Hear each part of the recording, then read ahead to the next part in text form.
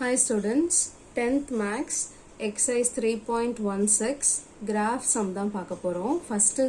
First sumல third subdivision, graph the quadratic equations and state the nature of solutions.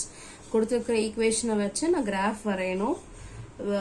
அது எனக்கு ஒரு parabola மாதிரி வரும். அதை வச்சு x-axisல எப்படி intersect ஆகுதோ அதை வச்சு என்னுடைய roots பத்தி nature சொல்லணும். ஓகேங்களா? So இந்த sum எப்படி பண்றதுன்னு பார்க்கலாம். So x square plus x plus 7 equal to 0. இதுலயும் 3 term இருக்கு. So x க்கு different values எடுத்துக்கலாம். -4, -3, -2, -1, 0, 1, 2, 3, 4. இதுல 3 term இருக்கு இல்லையா? So அதே terms எடுத்துக்கலாம். x square, x, 7. எல்லாமே பிளஸ்ஸா இருக்கிறதுனால நான் மென்ஷன் பண்ணல. மைனஸா இருந்ததுன்னா கண்டிப்பா மென்ஷன் பண்ணிருக்கணும். இதை நான் சால்வ் பண்ணி வர ஆன்சர் எனக்கு என்னவா இருக்கும்? y ஓட வேல்யூவா காட்டும். ஸோ லைன் வரைஞ்சுக்கிறேன். எப்பயுமே இந்த எக்ஸ் வேல்யூஸ்க்கு ஒரு லைன் வரைஞ்சுக்கங்க. வரையலைன்னா நீங்க தெரியாதனமா எக்ஸ் வேல்யூவும் சேர்த்து சால்வ் பண்ணிடுவீங்க. பேரபோலா உங்களுக்கு தப்பா வரும். ஸோ முடிஞ்ச வரைக்கும் அதை அவாய்ட் பண்ணுங்க. அதுக்காவது இந்த லைனை முதல்ல வரைஞ்சிடுங்க. ஸோ எக்ஸ் ஸ்கொயர் பார்க்கலாம். -4 ஸ்கொயர் பண்ணணும். மைனஸ் இன்ட்டு மைனஸ் பிளஸ் 4ஆலேயே மல்டிப்ளை பண்ணால் எனக்கு 16 வரும். -3 ஸ்கொயர் பண்ணணும்னா minus into minus plus 3 square பண்ணால் 9. -2 ஸ்கொயர் பண்ணணும். Minus into minus plus 2 square பண்ணால் 4. -1 ஸ்கொயர் பண்ணணும். Minus into minus plus 1 square பண்ணா 1. தென் 0 என்ன பண்ணாலும் 0 தான்.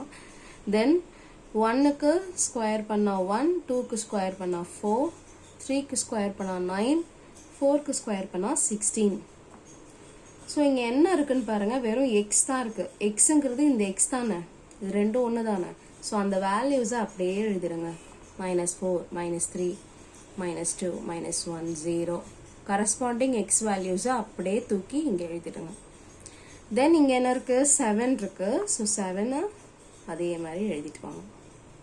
7 பக்கத்தில் எதுவும் எக்ஸ் இல்லை. ஸோ எக்ஸ் டேர்ம்ஸ் இல்லாதனால அப்படியே 7 எழுதிடலாம். நவ் இப்போ நம்ம இதை சால்வ் பண்ண ஆரம்பிக்கலாம். இது ரெண்டும் சேம் சைன்ஸ், அதை முதல்ல ஆட் பண்ணிக்கலாம். ஸோ 16 7 ஆட் பண்ணோம் 23. 23 - 4 வந்து 19. Next 9 7 same sign. So 9 7 add பண்ணா எனக்கு 16. 16 - 3 is 13. 4 7 add பண்ணா எனக்கு 11. 11 - 2 is 9. Then 1 - 1 0, அதை விட்டுறலாம். அப்போ வெறும் 7 தான் இருக்கு. இங்கேயும் 7 தான் இருக்கு. Then 1 + 1 2, 2 + 7 9. 4 + 2 6, 6 + 7 13. 9 + 3 12, 12 + 7 19. Then 16 + 4 20, 20 + 7 27. So எனக்கு maximum value 27 வரைக்கும் போகுது. என்னோட y graph 27 மார்க் பண்ற மாதிரி நான் வரைய போறேன். So x axisல normal 1 2 3 எடுத்துக்கிறேன்.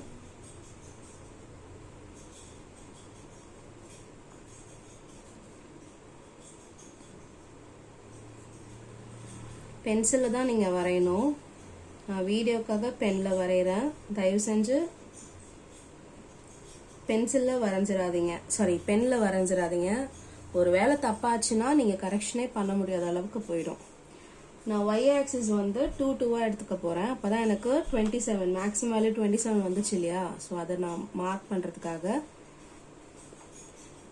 2 4 6 8 10 12 14 16 18 9 20 22 24 26 28 30 -2 -4 -6 -8. மைனஸ் வேல்யூஸ் எனக்கு இல்லை, அதனால நான் சும்மா கம்மியாக மட்டும் எடுத்துக்கிறேன். இங்கே 0. ஸ்கேல் எழுதிக்கலாம். ஸ்கேல் வந்து x-axis 1 centimeter equal to 1 unit எடுத்திருக்கிறேன். y-axisல 2 எடுத்திருக்கேன் இல்லையா, அதனால 1 centimeter equal to 2 units எடுத்துக்கிறேன். இதை மார்க் பண்ண ஆரம்பிக்கலாம். நம்ம இன்னும் கோஆர்டினேட்ஸ் எடுத்து எழுதலை. கோஆர்டினேட்ஸ் எடுத்து எழுதலைன்னா நீங்கள் தப்பாக ஏதாவது மார்க் பண்ணிட போகிறீங்க, அதனால எடுத்து எழுதிடலாம். -4க்கு 19 வந்துச்சு, தென் -3க்கு 13, -2க்கு 9, -1க்கு 7, 0க்கு 7, 1க்கு 9, தென் 2க்கு 13, then 3க்கு 19, then 4க்கு 27. ஒரு பாயிண்டா நம்ம மார்க் பண்ணலாம். -4க்கு எனக்கு 19 வந்துச்சு. 19 டைரக்டா நமக்கு y வேல்யூல கிடைக்காது. அதுக்கு பதிலாக என்ன பண்ணலாம் அப்படின்னா 18க்கும் 20க்கும் நடுவில் இருக்கிற இந்த மிடில் லைன் இருக்கு பாத்தீங்களா, அதுதான் நம்மளுடைய 19. சாரி, இதுதான் 20க்கும் 18க்கும் நடுவில் இருக்கிற middle line.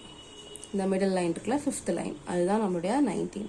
So -4, 19. Then next -3க்கு 13. 13ம் டைரக்டாக இருக்காது, 12க்கும் 14க்கும் நடுவில் இருக்கிற மிடில் லைன். ஸோ இது -3, 13.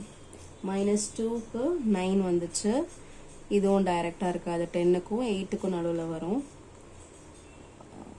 Middle line. -2, 9.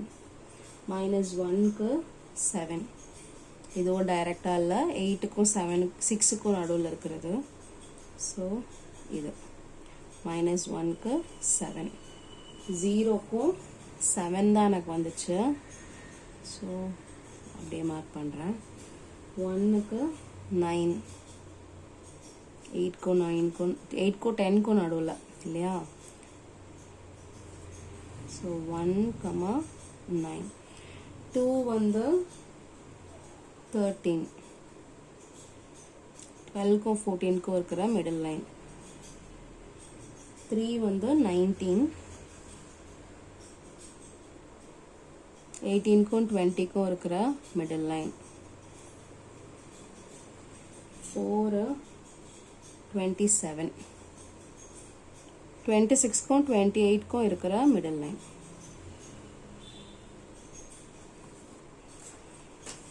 இப்போ இதை ஜாயின் பண்ண ஆரம்பிக்கலாம்.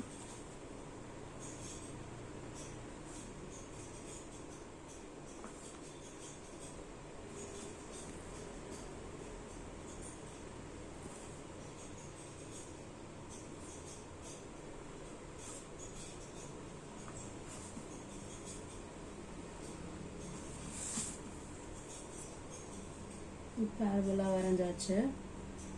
இந்த பேரபோலா எப்படி இருக்கு, உங்களுக்கு இன்ட்ரோடக்ஷன் வீடியோவில் ஒரு 3 பேரபோலாவோட கேசஸ் கொடுத்துருப்பேன். இந்த ரூட்ஸ், நேச்சர் ஆஃப் ரூட்ஸ் எப்படி சொல்லணும், எப்படி எழுதணும் அப்படின்னு சொல்லி கொடுக்கறதுக்கு. அதில் இது 3வது கேஸ் இப்படி தான் இருக்கும். ஞாபகம் இருக்கு, பார்த்தவங்களுக்கு தெரியும். அந்த இடத்துல தொங்கும், எக்ஸாக்சிஸை தொட்டு கூட பார்த்துருக்காது. ஸோ இந்த மாதிரி இருந்துச்சுனாலே அதோட nature of roots no real root தான். So point of intersection, there is no point of intersection.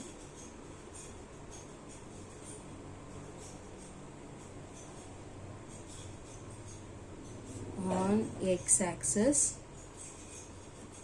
therefore there is no real roots. இதுதான் nature of solution. Nature of solution என்ன அப்படின்னா நோ ரியல் ரூட்ஸ். ஏன்னா intersection ஆனா மட்டும்தான், X ஆக்சிஸை touch பண்ணா மட்டும்தான் அது ரியல், இல்லைன்னா அது ரியல் இல்லை. Okay, thank you.